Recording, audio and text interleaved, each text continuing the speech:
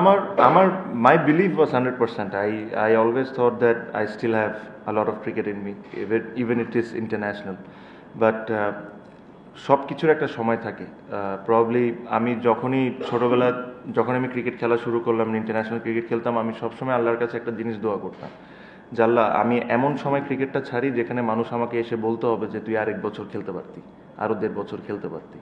So this is what I always wanted, and I had that opportunity.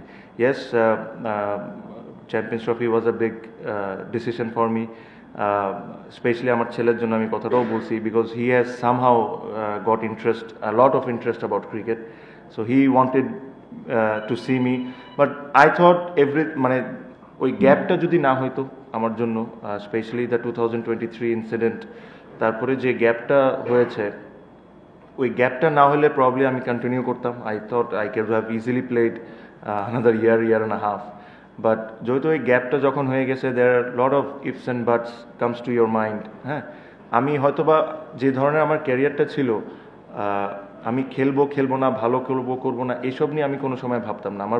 আমার ভাবনা ছিল যে আমি কীভাবে করে আমার পারফরমেন্সটা উপরে নিয়ে আসতে পারি, আমি কীভাবে করে আরও বেটার হইতে পারি। বাট এই গ্যাপের পর যখন আমি কাম ব্যাক করতাম, things could have been very different.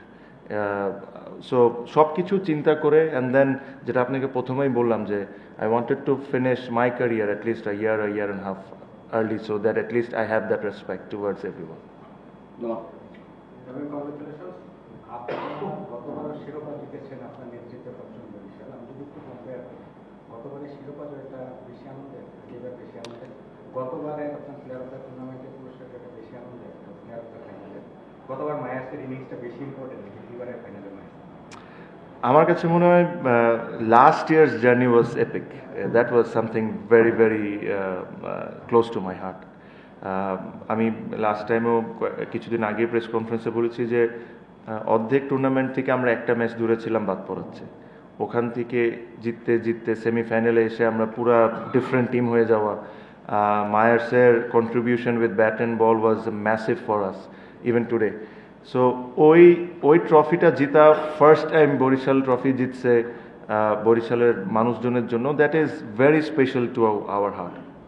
This year I thought we have dominated throughout the tournament. আমরা পুরা apart from that 2 games and the Chittagong game, আমরা পুরা টুর্নামেন্ট ডমিনেট করেছি।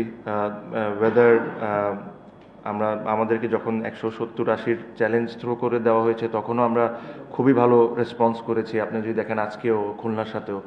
So this is also very special, but if I have to compare between first and second, I'll always choose the first one. আর আমার